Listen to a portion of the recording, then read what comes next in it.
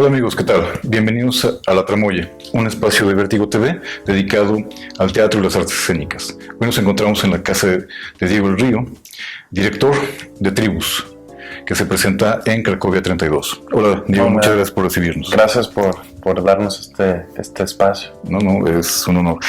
Diego, platícanos un poco acerca de Tribus. Es una puesta en escena en un foro poco convencional. ¿Por qué ahí?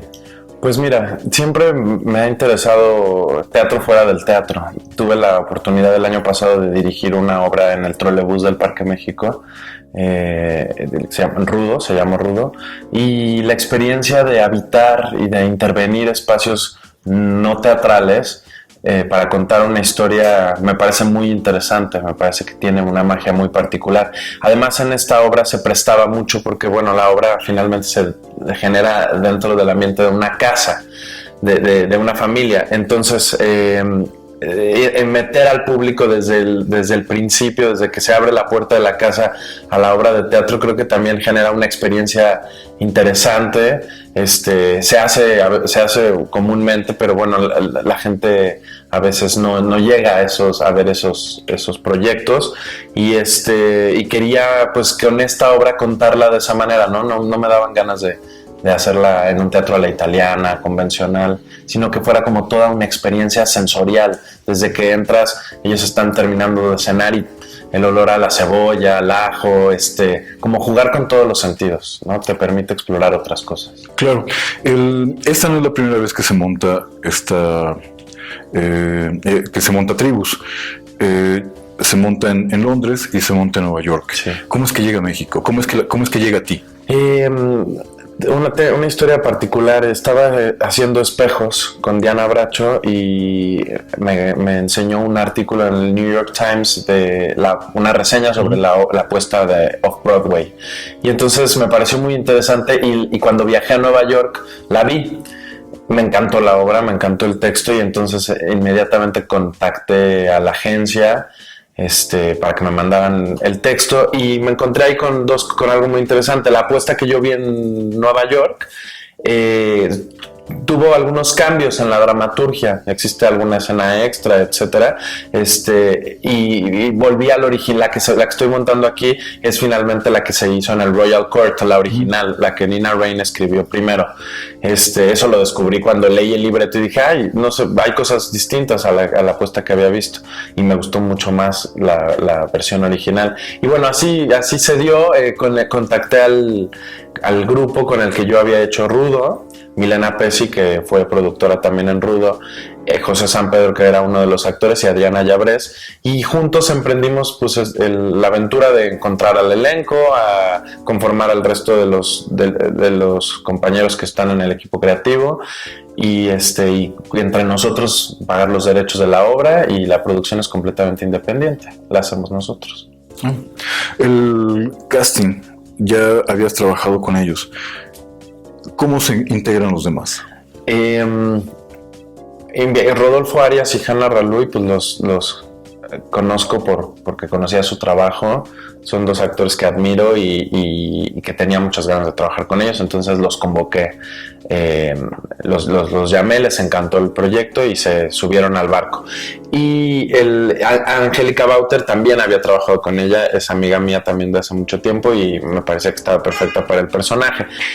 Y el desafío de encontrar al actor que hiciera el personaje de Billy. Yo quería que fuera un actor realmente, que fuera un actor sordo, no que fuera un actor que interpretara a un sordo, ¿no? Un actor que no fuera sordo.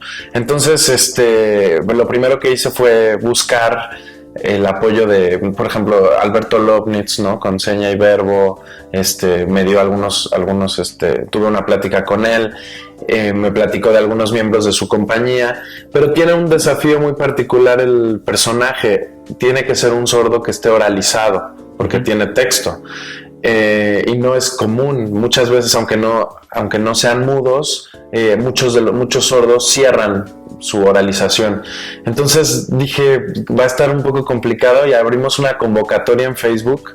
De ahí me empezaron a llegar recomendaciones, y finalmente contactamos con Ascur, que fue un milagro, porque está perfecto hasta en tipo físico, ¿no? En la familia, entonces fue muy interesante trabajar con él, ha sido muy interesante trabajar con él.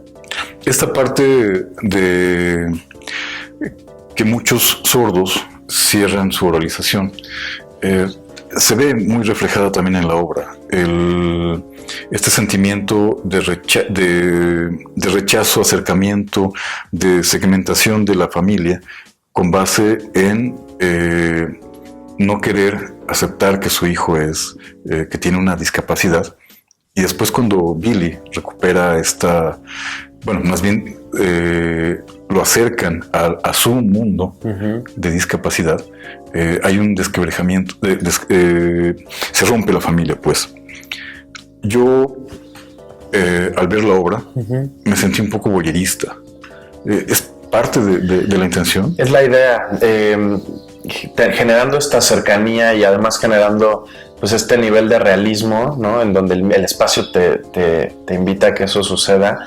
El espectador, me han contado dos cosas, que se sienten o un vecino que está espiando a través de un agujero en la pared, o el invitado incómodo, ¿no? A una cena familiar en donde de pronto la dinámica de la familia sale sin ningún tapujo y tú estás ahí como el invitado incómodo. Me ha pasado eso. Creo que es parte de lo interesante y de la experiencia para el espectador, que finalmente esta intimidad y esta cercanía con el actor, pues le permiten tener una vivencia, híjole, pues muy particular, ¿no? Es casi cinematográfica, pero no estás protegido como en la butaca del cine, ¿no? En el cine está ya la película y además sabes que eso está hecho previamente, ¿no? Aquí está pasando enfrente de ti y eres de alguna forma parte también de esto, porque en obras así siempre la energía del público alimenta el espectáculo en vivo, pero en obras con esta intimidad y con esta cercanía es mucho más fuerte lo que se siente. O sea, yo que tengo la oportunidad de ver todas las funciones y los actores que tienen la oportunidad de vivirlo cada noche, no sabes cómo modifica sutilmente esta retroalimentación con el espectador. Y hemos tenido la fortuna de que la gente realmente está muy conectada con la historia. Les pasan cosas con la historia porque te identificas en muchos niveles, en tu familia, en sentirte excluido de un grupo o querer pertenecer a un grupo. Creo que la dramaturgia cuenta como con todos estos niveles que hacen que el espectador finalmente tenga un espejo, ¿no? Sea espejo ahí. Claro, la familia disfuncional en México y como en muchas partes del mundo no es fortuita. Hay una gran cantidad de familias disfuncionales, claro. Sin embargo las apariencias son las que no permiten que se exteriorice mucho esto. Claro. El sentido que le da el espacio a la obra también te invita a no solo a formar parte de ella, sino esta parte que decías del invitado incómodo. Uh-huh. Pero el invitado incómodo se siente incómodo porque se ve reflejado en ella. Claro, que eso es lo padre del teatro, que el teatro final, para mí, que te genere algo, ¿no? Que te decía Conchita Márquez en una plática una vez con ella, es tan delicado el hecho teatral porque tú eres actor, está sirviendo de espejo de la realidad del otro. En realidad la experiencia tiene que ver con uno mismo, ¿no? Por eso es tan mágico también cuando en una función ves opiniones tan encontradas. Tiene que ver también con dónde estás parado tú en ese momento, lo que percibiste tú, lo que te reflejó a ti, y hay una magia en eso, ¿no? Claro. Y la puesta en escena dista mucho, si me permites hacer un símil, a lo que hacía Jean-Marie Binoche, e inclusive a lo que hacía el mismo Jodorowsky, ¿no? Uh-huh. De llevar la obra a la casa. Aquí no estás llevando la obra a la casa, aquí estás invitando al espectador a la casa. Claro. Literalmente. Exactamente. Este trabajo de intervenir el espacio, o sea, finalmente la puesta fue diseñada y construida con las peculiaridades que ese espacio nos permitía. que me parece además que abraza perfectamente la historia y que abraza perfectamente como al espectador. Me pregunta mucha gente que no ha visto la obra que si, porque yo les cuento, hay escenas arriba y lo están pasando cosas en la cocina, entonces tú te tienes que mover. No, finalmente tú estás teniendo una experiencia ahí. A mucha gente eso le genera como cierta ansiedad, ¿no? Que sienten que es interactivo el asunto y se ponen un poquito nerviosos. No es el caso, digo, tú no me dejarás mentir. Estás teniendo una experiencia completa, pero en la periferia está completamente viva, ¿no? Cada rincón de la casa está habitada realmente. Y creo que eso también pues, lo hace muy interesante, genera esta cosa de el voyerista. Sí, el sentimiento que causa permite una conexión mucho más cercana.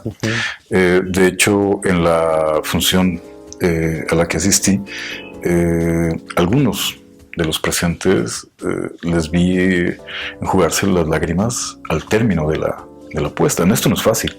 Eso no es fácil porque además había gente de prensa, había otros actores, había gente que sabe de teatro. La misma Diana Bracho estaba totalmente conmovida y eso no es fácil. Sí, ¿no? Bueno, eso es como el regalo, ¿no? Para nosotros porque está pasando entonces la historia. La gente se conecta con esta dramaturgia que me parece que es maravillosa y el espectáculo entonces está sucediendo. Y creo, bueno, siempre aspiro a eso en cualquier obra de teatro, pero como bien dices, pues no es nada fácil y cuando sucede, hay que cuidarlo mucho para que se siga contando la historia y la gente pueda seguir también teniendo esa catarsis ahí en el teatro. Claro.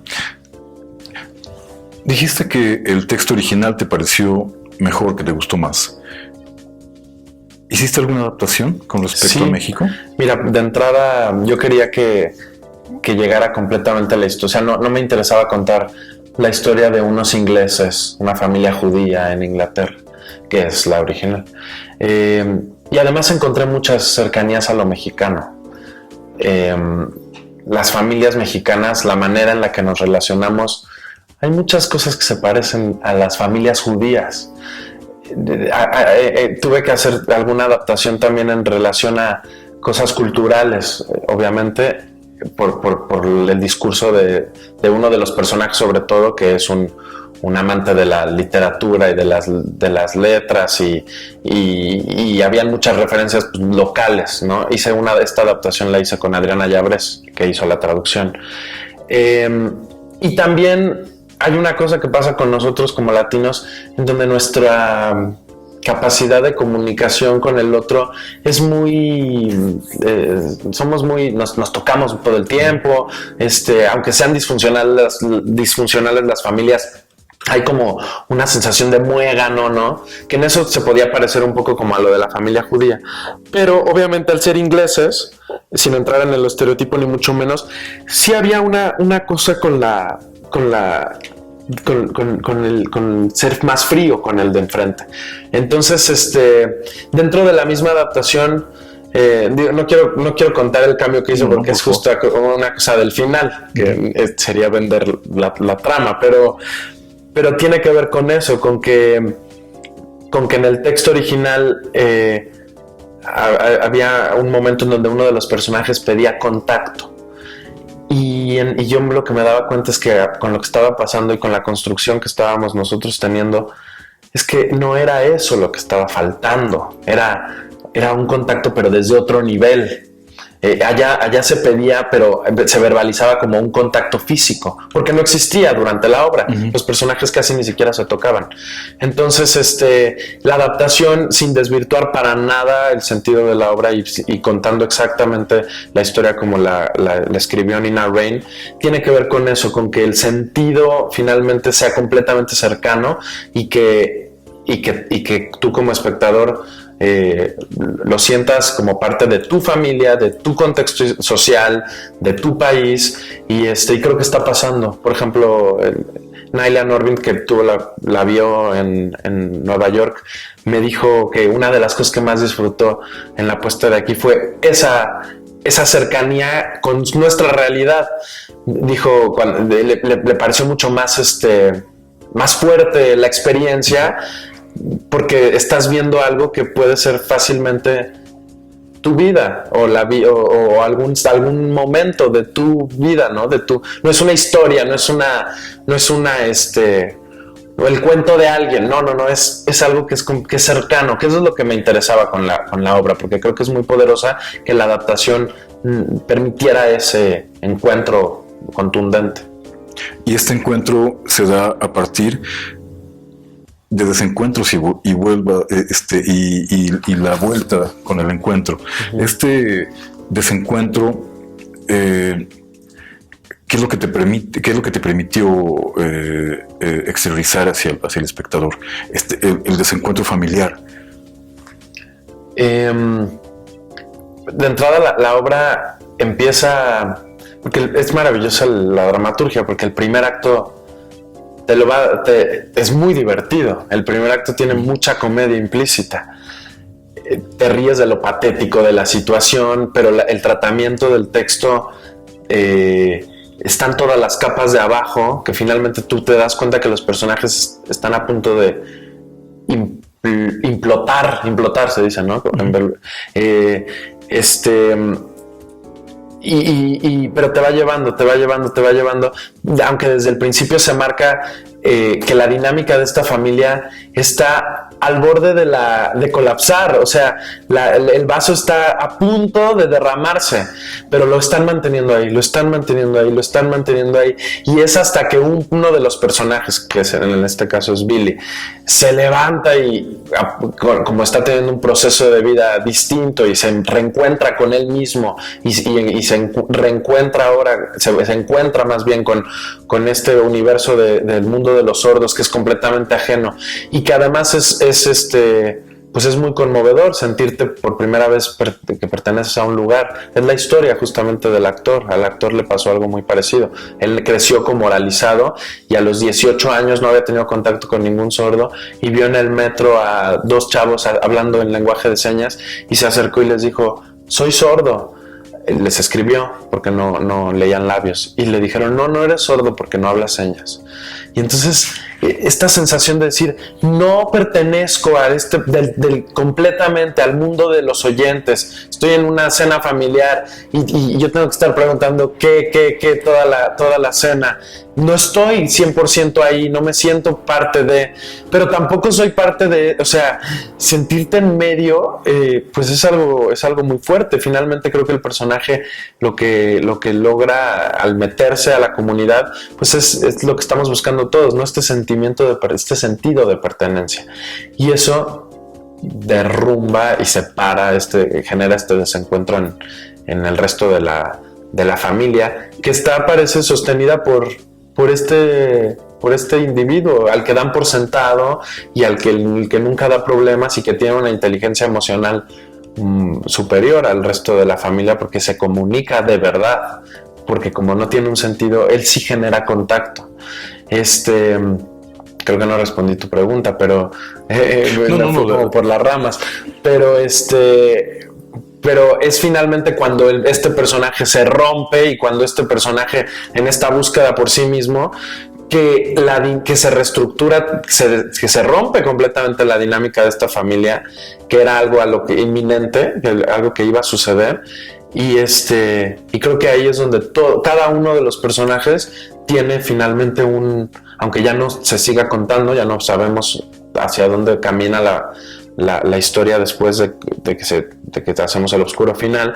Sí creo que hay los personajes se mueven y cambian y crecen a partir de este desencuentro familiar y se les desestructura toda la existencia, sobre todo al hermano y bueno, a los papás también.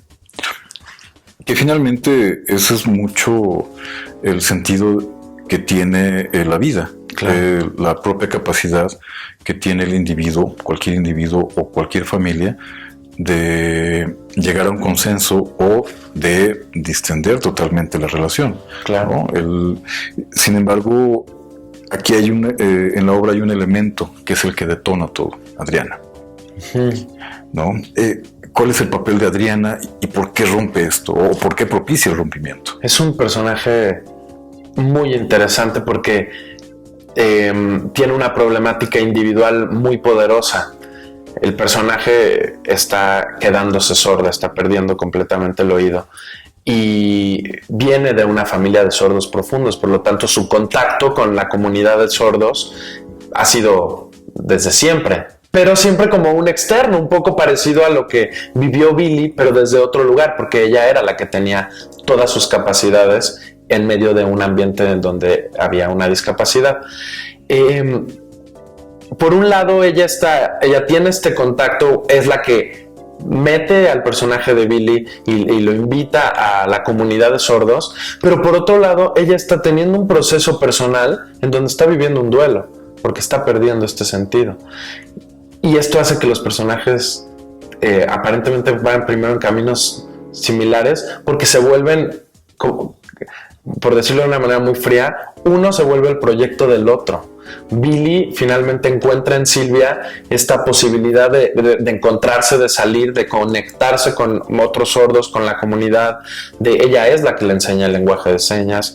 Y ella, por otro, ella utiliza todo esto como un elemento también de evasión por el proceso en el que ella está, por el que está transitando, hasta que llega un punto en donde ella, obviamente, como toda parte como todo proceso de duelo, pues está en un momento, pasa por todos los estados, ¿no? Y cuando primero está en negación y después está muy enojada y entonces no quiere saber nada, y dentro de esa bolsa incluye a su novio, a Billy, que es sordo y que eso en el proceso, y que la está también alejando o es una confirmación permanente de lo que ella está pasando. Eso en el proceso individual, pero ella tiene un rol en el proceso colectivo.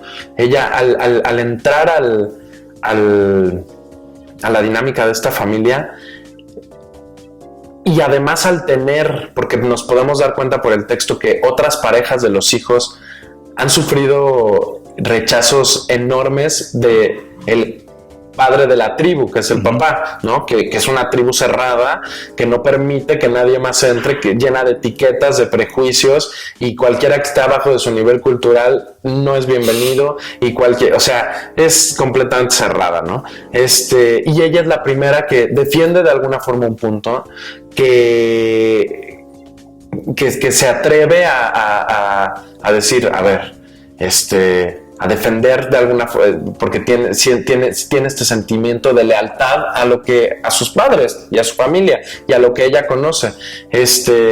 Y creo que les cambia la perspectiva, no solo a Billy, le cambia la perspectiva a toda la familia. Hay una escena en la obra en donde vemos el primer encuentro con la novia del hijo, y son terribles con ella, sobre todo el papá, y hay un ataque brutal que termina operando de manera opuesta, ¿no? El personaje al final hace que los otros personajes sean los que cambien de punto de vista, porque no es que no se intimide, claro que se intimida, pero se levanta y es la que genera el cambio en la dinámica familiar. Siempre el externo tiene pues una mirada diferente a los que están adentro, ¿no? Allá adentro la relación está completamente... Pues el punto de vista que tienes desde adentro siempre es muy diferente al que puede tener una persona que viene, que observa esto desde afuera y que apunta ciertas cosas que te generan a ti una reflexión. Estando allá adentro no las ves. No sé si me explico. Claro, finalmente el proceso de catarsis que pueda tener una familia o una relación, inclusive entre dos individuos, a veces o regularmente lo detona un tercero. Claro. ¿No? Y esto es parte de la obra.